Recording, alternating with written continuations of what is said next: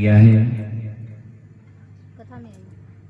श्री सुखदेव जी महाराज राजा परीक्षित से कहते हैं, राजन सुनो, एक बात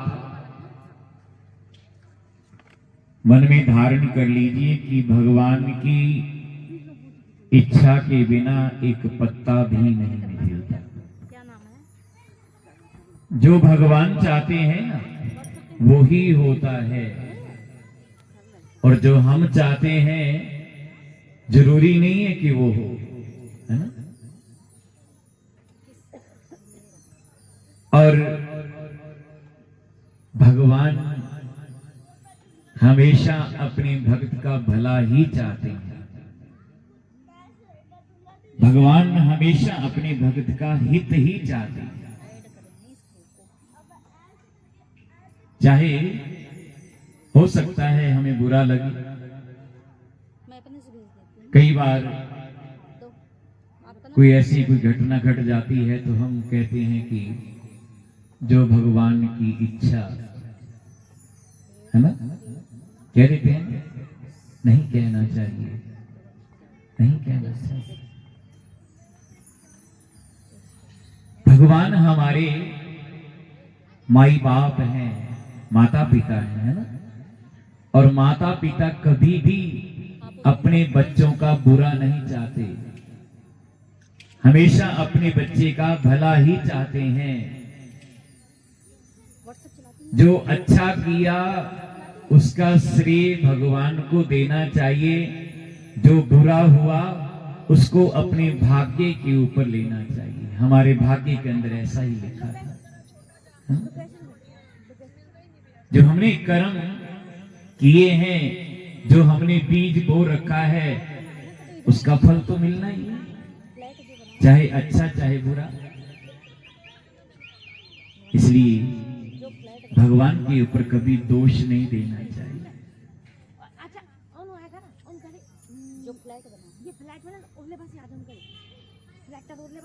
गुरु वशिष्ठ जी भरत जी कहते हैं कि गुरुदेव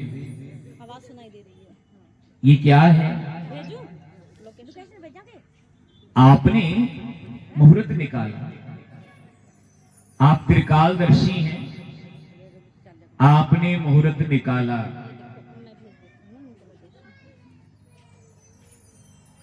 और वो आपका निकाला हुआ मुहूर्त फैल हो गया।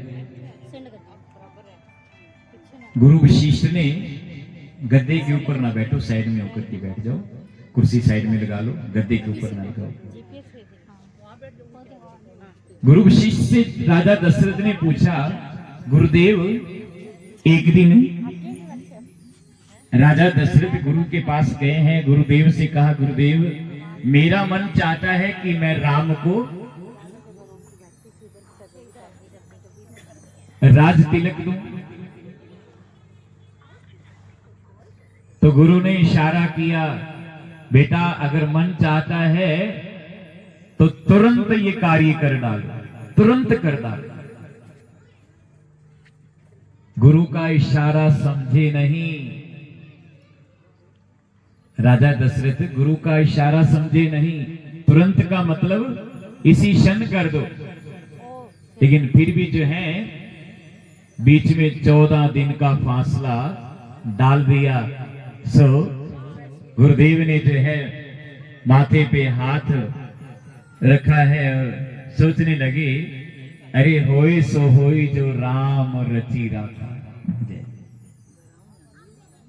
इसका मतलब राम जी को कुछ, मैं तो हम कुछ और चाहते हैं, लेकिन राम जी को कुछ और मंजूर है।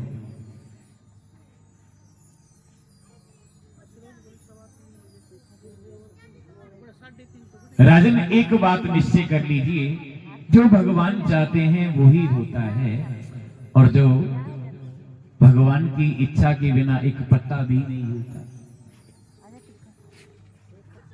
भगवान जो है एक समय शयन कर रहे थे और लक्ष्मी जी चरण दबा रही थी।